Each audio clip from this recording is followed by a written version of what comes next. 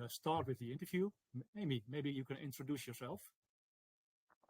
Hello, my name is Ami Diamond. I'm from Israel. I am a SharePoint consultant and also team, and I have experience of something like 15 years in Microsoft technology. I also have a YouTube channel named SharePoint Wizard, so you're recommended to go and see tips and tricks for SharePoint and Teams. I'm also a second year MVP in SharePoint and in Teams. I love to share with the community. And this is the way I also met you, Rene. And Yep. I'm looking forward to discuss interesting topics in this regard. So let's go for it. Yeah, hopefully I have some good questions for you, Amy. Hopefully not too hard. No. I will give you some slack. Okay. Uh, yeah, I can raise my hand if there's a problem. Yeah. yeah, that's okay by me, Amy.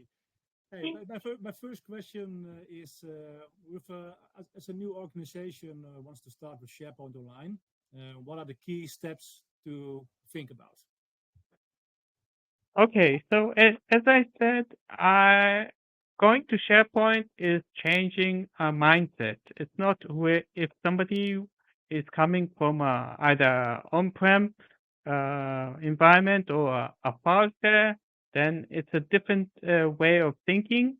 SharePoint is actually part of the M365, and I would first go to a consultant and speak and think about what is needed and also plan an architecture that will fit the organization.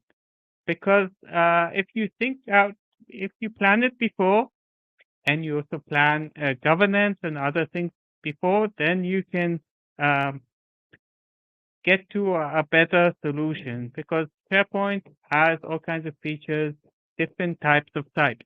You can have a communication site, which is more like a organization portal, and then you can have team site, which is for collaboration. You can offer Teams, which is actually in the back end SharePoint, and you can give anyone to create a site. And on the other hand, you can also say that only specific people can create sites, and you would have like a site wizard that would say who is the owner.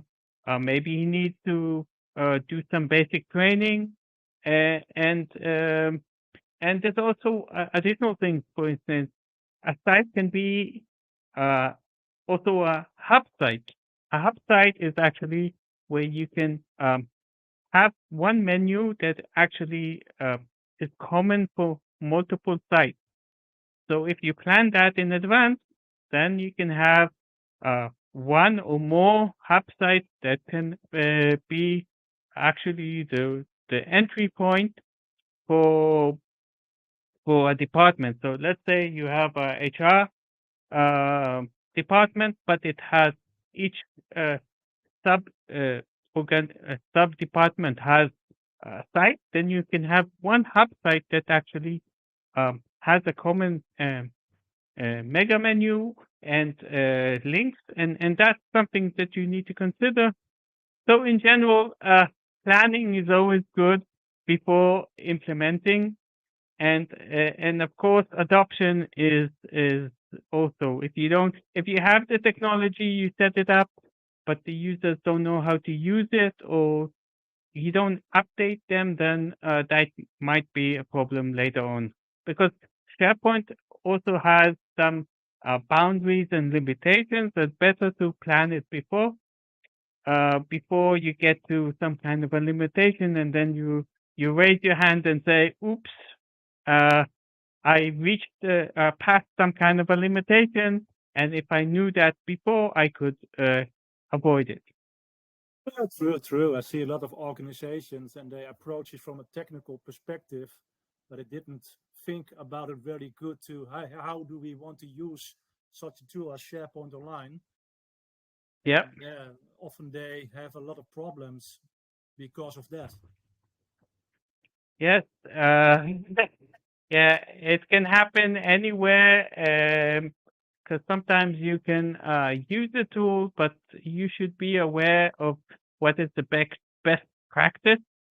What are the uh, yeah, the limitations or the things that you should take in consideration, and to make productivity much better, but also use the tool according to what is recommended. True, true. I see a lot of organizations still want to use SharePoint Online like a traditional file storage solution. Maybe you recognize that. Yeah.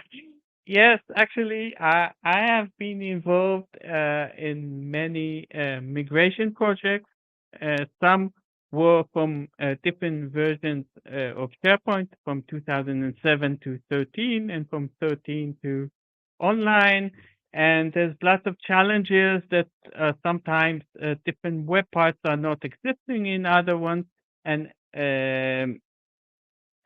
specifically, when an organization doesn't know SharePoint and comes from a file server, then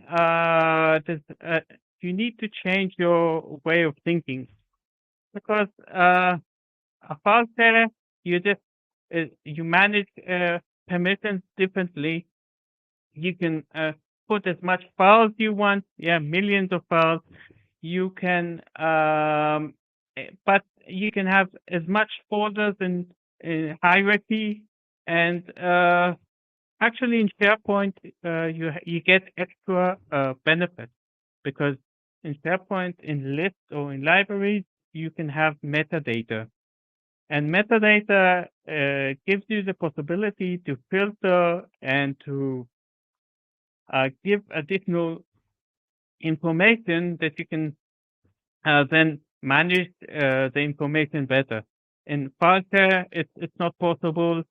You just know when it was created and who did it. In SharePoint, you can also continue with the folder structure, but actually it's much more recommended to use metadata and to classify. That way you can filter faster, and you can manage the information in a much easier way, and not have 10 subfolders, but you can have maybe no folder structure and having metadata that will classify. So instead of having a folder which is the one that will uh, classify the behavior or characteristics of a document, you would have metadata, which is actually additional columns that describe, or that you can tag the file. It can be a choice column, it can be a date, it can be a location, it can be a value, it can be anything that actually lets you manage. And additional thing in SharePoint is the search. Okay, in file share, the search is not that advanced. SharePoint has much better search. It can also be based on the metadata. It can be based on maybe now when Copilot is coming, or AI, it will increase the possibilities to search and combine and compare and other things that yeah, the file share, I think, is the technology of 2000, back 2000, I think, but still use it. Still companies use it, because still it has its pros and cons. But on the other hand, the 365 SharePoint has much more advantages. But yes, you can always, Microsoft, for instance, says you can store 30 million documents, but yet sometimes you have the threshold of 5,000. in a view that you can show. So you need somehow to find a balance of maybe splitting one large folder that was in a file share uh, to several document libraries or several sites that will um, make it will fit the best practice of Microsoft. So that's in a nutshell what I think. And yeah, the concept of Microsoft is not to put all of your eggs in one place, but to split them, and that way you can, if something is deleted, then you can restore it separately and not have everything deleted in one place. So that's That's the tip of Amy Diamond. I think yes. If you ask me, I always tell customers, hey, when you are going to migrate garbage to SharePoint Online, you also get no value from that because you have first to have to clean up your data and migrate Indeed. and yeah, give some structure into it and give some metadata, and you can use it in tools like Copilot, and then you get added value. Yeah, I mean, I was in a couple of migration projects, and first of all, you would approach to see who is the owner of the data, because sometimes you cannot find the owner of the data. Yep. If you found the owner of the data, then you ask him, do you need it? Sometimes he says, maybe I don't, maybe I can archive it. Then when he says, I need the data, you can ask him, can you delete some of it that you don't need? And once he has the information he needs, then he should consider to classify it and to see how to move it in the best way. So there's lots of there's, if you're doing a good migration project and you have cooperation of the organization, then it's better to have the data cleansing, because you can have quantity and you can have quality, and sometimes the quality of the document is so the documents are so old they're not relevant at all. So it's True. Yeah, I see that a lot, and also, hey, you mentioned the protection, information protection. A lot of customers forget, yeah, they migrate their data to Microsoft 365, but they are not using tools like information protection, data loss prevention, retention, and to clean up that data and to protect the data. It's a pity. yeah, yeah.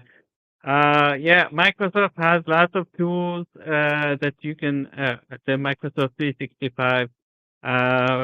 Yeah, and yeah, I think SharePoint, by the way, it's not only a document management system, it's also a content management system where you can manage your data, and you can create pages and lists that can be task lists and all kinds of things like that. And it has interaction with all the other applications, like all of the Office online, Word, Excel, and PowerPoint, Planner, and Teams, of course. And so there's lots of interactions, and you can also use Power Automate, of course, or the Power Platform to automate processes. So if you need a process, then you can create a form that goes afterwards through some approvers, and that's the magic of it. So yeah, so there's so many things and lots of updates all the time, and that's actually what I like, is to be updated and share the information with the community. Yeah, I think that is one of the biggest pro of the whole 365 concept. All the integrations between all the different services. Yeah, definitely. And sometimes it's hard to keep up, but that why I think there should be a specific people that specialize in each topic. So more people that are no code, low code, or people that are more administrators, infrastructures. Because when we had SharePoint on premise, then you would need to update patches and maintain all of the machines. Now everything is on the cloud, and you don't need to care for that. You just need maybe to do auditing and do other things. So and if something goes wrong, you can blame the supplier, and so it's a shift. So some things have moved. The administrator doesn't need to take care of. On the other hand, he has other tasks that he can configure. One thing about when you ask me about when you want to set up SharePoint, you need to consider what is the strategy of sharing to externals. Do you want if the information would be shared internally or only to the people in the company? And or if you want to share also with external people, if it's OneDrive or SharePoint, because some organizations are very strict and they don't want the information to be shared with anyone, and it can be a legal topic, or it can be and you also need to consider also sometimes data privacy. So information that is regarding HR or salaries and things. So some departments say we will not store it in SharePoint because it's something that we are afraid that if there's wrong permissions or something like that, then the salaries of all employees will be shared. So maybe you need some strictly confidential environment. But yeah, you need to take all of these considerations and find the best solution for everything, and of course audit and see what's going wrong or what are the new features. It's true, Amy. I see a lot of misconceptions at the customer side. They think, oh, we have this nice platform, and Microsoft takes care of everything. And I always tell customers, no, and it's a shared responsibility.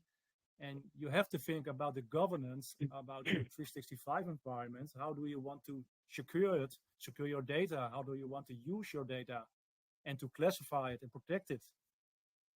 Yeah, there's ways where you can restrict, for instance, in SharePoint, what type of files can you upload, or because if you don't want specific types, you can block it, and there's many ways you can use and control governance. Governance can be in a way where you block or prevent people from doing it, or it can be a guideline that says it's possible, but you're not allowed to do it. So you don't prevent it from them, but you give a guideline that says this is the way to do it, and don't do this, and just to raise flags and say this is the proper way we want to do it. It's just like you can set also some naming convention, yeah. So you can say a site can be with project XXX or something like that. So you can define some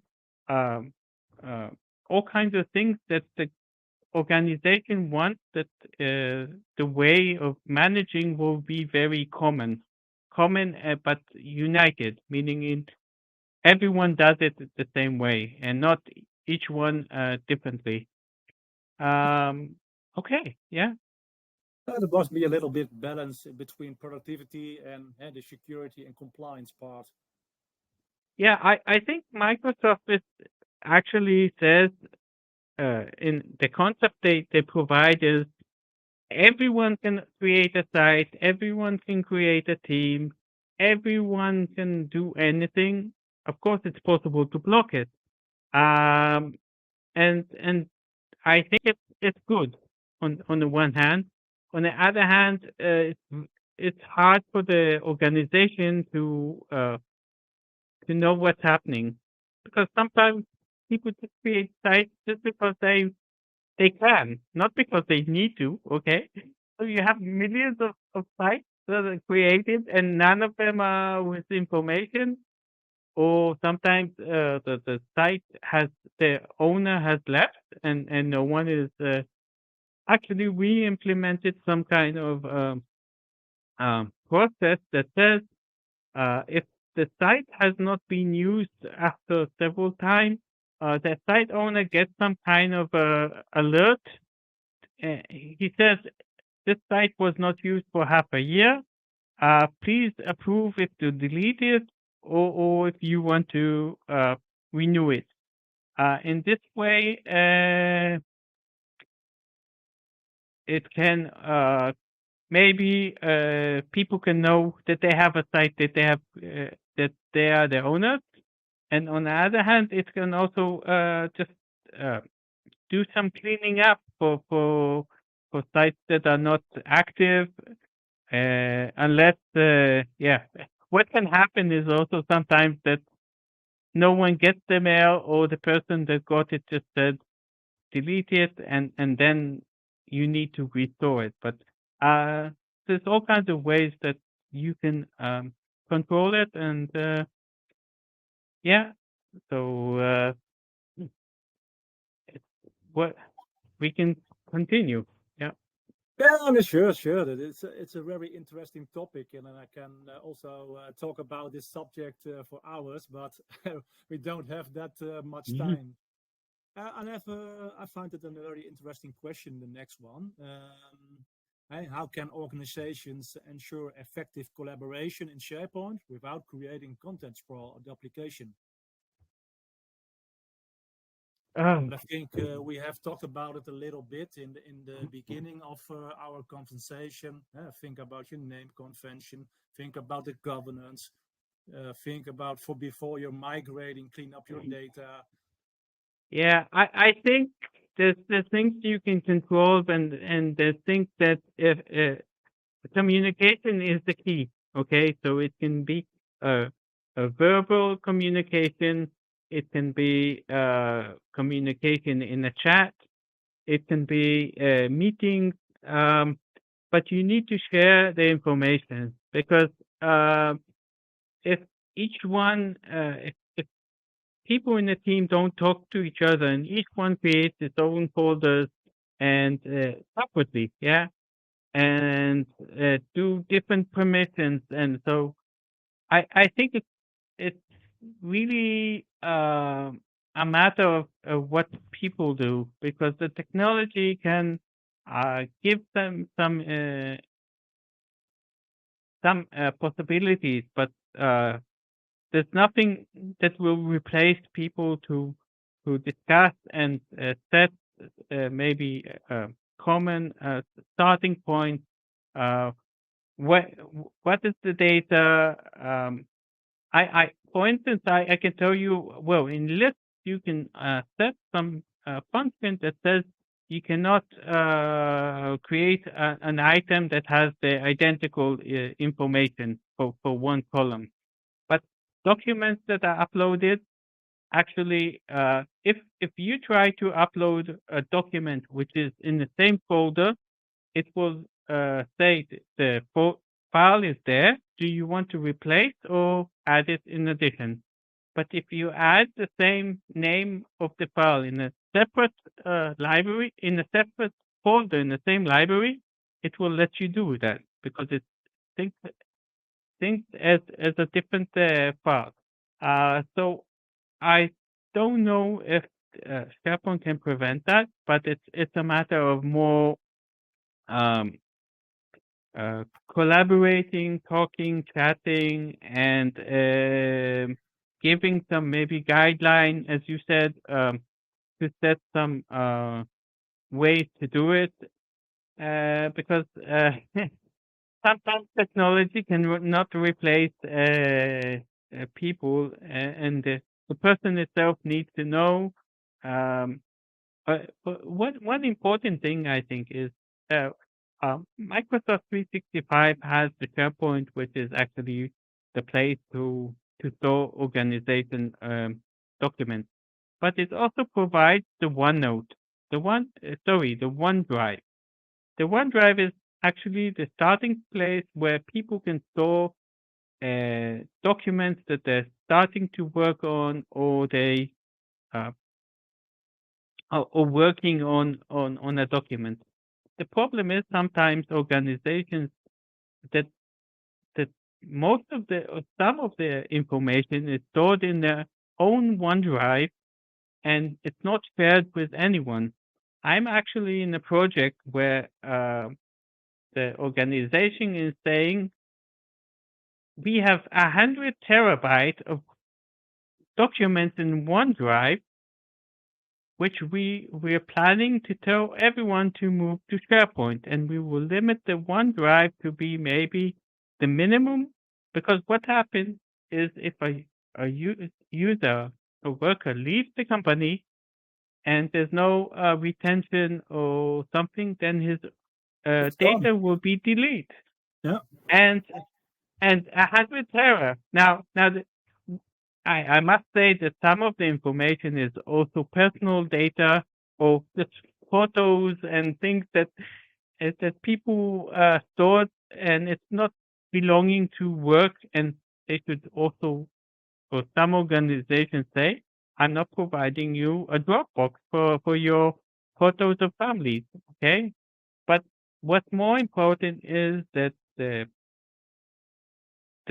organization documents, especially if you want to search them and you want to work with them, if they're in a OneDrive and they were not shared, and then that's the wrong place for having a knowledge management system. So OneDrive is good, but it should not be the best place for storing documents. If you store in Teams, Teams is SharePoint at the end, in the back end. So it can be searched, it can be accessed, and you always have a site owner, or the administrator can access it. So that's an important thing I wanted to state that people are not aware of, because they say, one thing regarding when we talked about comparing file share and SharePoint, when you think a SharePoint document library through the OneDrive, then you don't get all of the metadata that you have in SharePoint. Maybe in future it will be possible. That's a shame, because then you're working in some kind of a structure which is only folders. But hopefully, maybe in future it will be possible also to have metadata in a synced SharePoint site in OneDrive. True. I often tell to customers, think about our way of working. How do you want to work together? If you want to create a new document, OneDrive can be your starting point for the creation. And if you want to collaborate on it, it's more a bit like teamwork, and then place the document in SharePoint or Teams. Yeah. And then you will get all the benefits, and you don't have the data loss if somebody will leave the company. But then you have the document twice. You have it in OneDrive, you have it in Teams. If you start working directly in SharePoint, then or in Teams, then you don't need to move it afterwards. But true. But I think everybody has a personal way of working. Yeah. And it's not good. It's no fault. But yeah, you can use it all. But think about it. Hey, what I'm going to do with this document? Is it for me alone? Is it for the company? Yes. Multiple colleagues have to work with it. replace it from OneDrive to SharePoint or to Teams so we can collaborate. The issue is that the default in OneDrive is that only you have access, and then you try to share it with people, and then you need to share it with more people, and in SharePoint you don't need to share because the people have access from the beginning. If you need to share with the whole company or with or I don't know, each time you have 10 people to share, it's much easier just to throw it to a place where the whole department has access instead of managing sharing on each document or on a folder. So yeah, I think each company can think of the best way.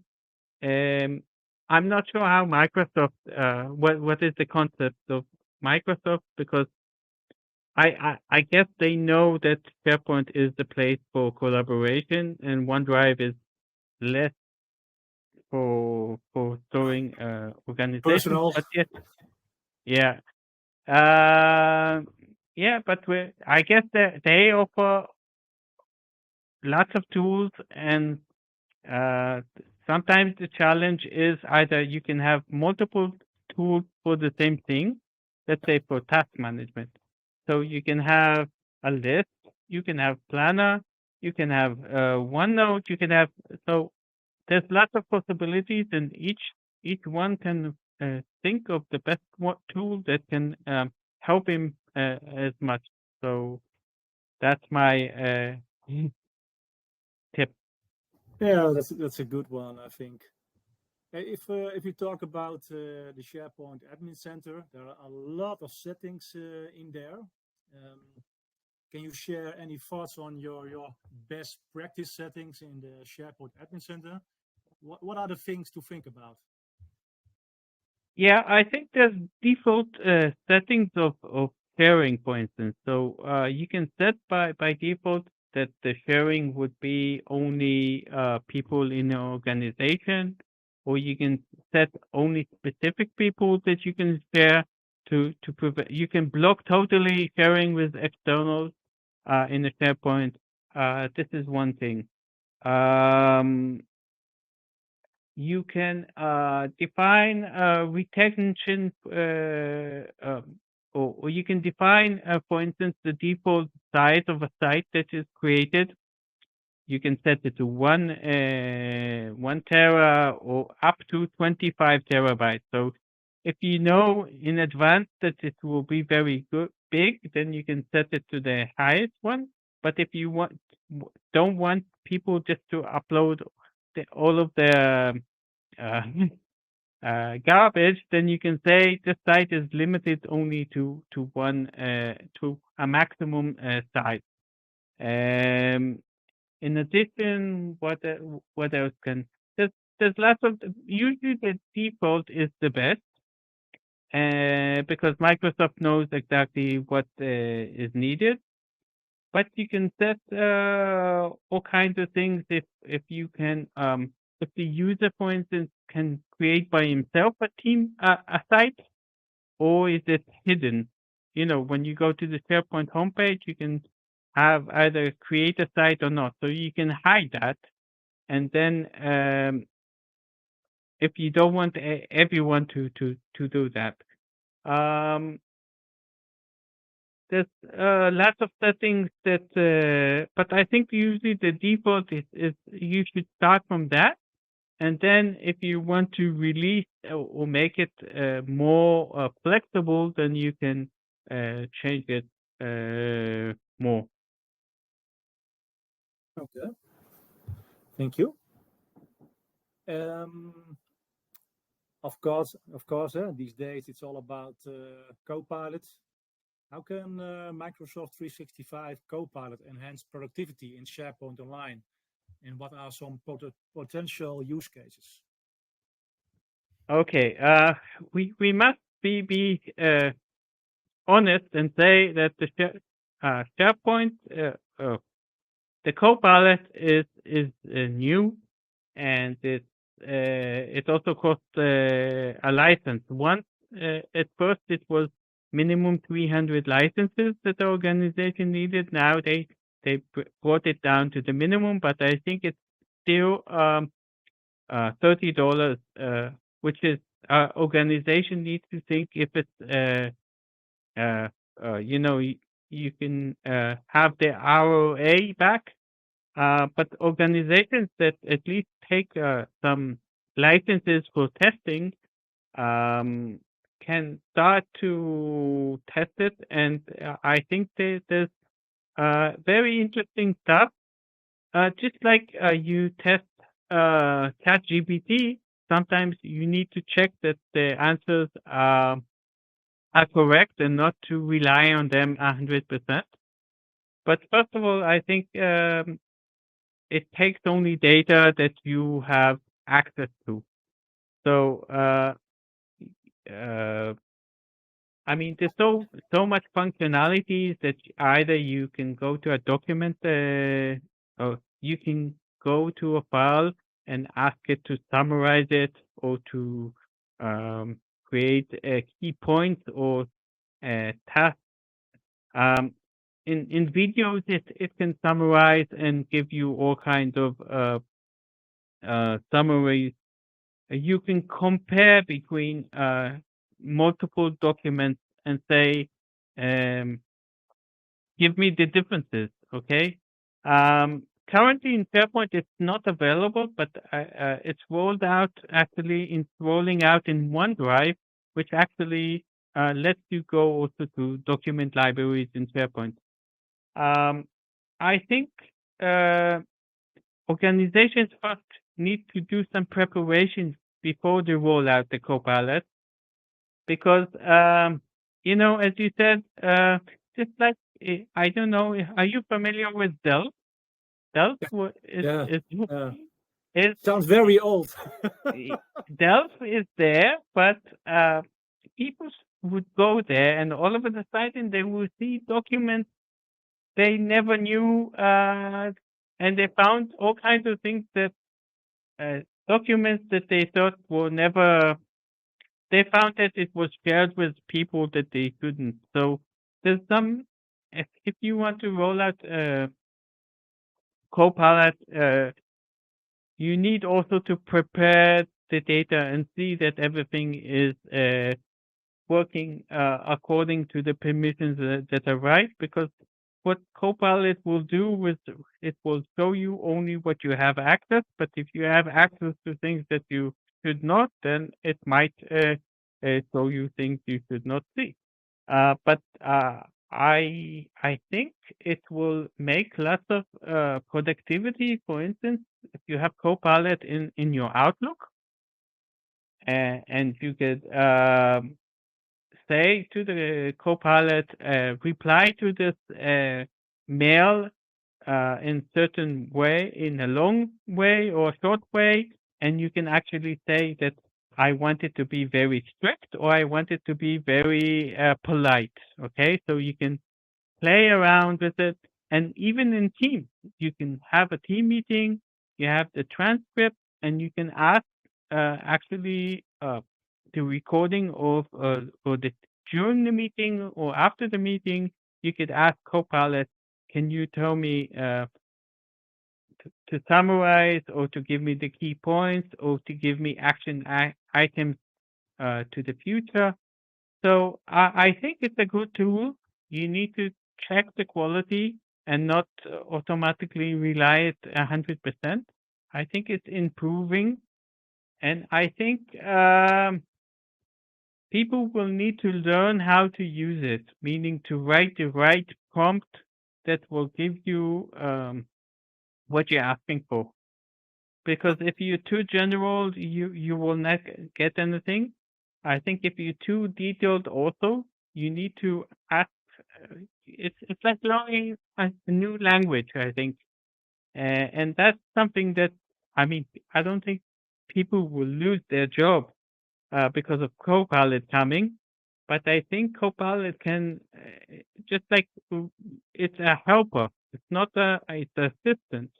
It's not the pilot itself. It's not replacing you. It's not you still need to think if it makes sense and not be lazy, because I think people will can become lazy and say, um, this is Copal, you're my automatic servant, and it can do the job for me. But things like rephrasing and summarizing is something that can, and I'm amazed how it can do it, and how, and it's also possible, I think, to do Copilot, which is not the standard. You can create your own Copilot. I think it's called Copilot Studio, where you can define, just like you would do bot, then you can also do that. So I think there's Yeah. lots of potential, and you still, it's a learning process, it's adoption, and but you need to start doing it to understand what's there. That's true, yeah, and I think we're at the starting point of our AI journey worldwide. Yeah, I think, yeah, it's just like the iPhone came out and it did very small things, Yeah, and now we cannot do without it. And the iPhone does everything, even though I have a Android, but the smartphone has changed the world, and hopefully it will also get cheaper. It can do because the Copilot, I think, has some limitations. I think it cannot compare uh, too many files together, and the size of the file should be such and such. But it's I mean, the whole world is trying to use it. Google and all of AWS and all kinds of companies, and but you need to test it. I mean, if the organization can afford it, yes, because I don't I think hope. you should give it to everyone, but you should give it to key people that can, yeah, use it in a productivity way, productive way. Yeah, just before you start with Copilot, define your personas within your company that will get the benefits from such an AI tool. Yeah, definitely. Yeah. Yeah, yeah. Hey, as a last question from this interview, as a wrap up of this session, can you share your tip of the day that you would share with us? Something we have to think about. Yeah, I think I have a couple, but one is to start small. Start with find your champions, or find the people that like technology, and test it with them, and do some pilots and see, and then, meaning, do small projects instead of one big project. Break it down to small pieces, and celebrate small wins and not one big win. And planning is always the key for everything, because if you start something and you don't plan in a proper way, you will get lost. So sometimes you need to plan what happens if something's wrong, so you can do a rollback. So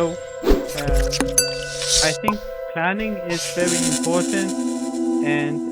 And my last tip is, we need to learn all the time, because uh, and whoever doesn't learn, he will stay in one place, and learning uh, brings you to new technologies and keeps you up to date, and it's also interesting. So I think it's good for your mind, not to be doing routines every day, but finding new things that can make the business better and productive. So that's my tip. And to Great. enjoy what you're doing. Yeah, if you don't enjoy, then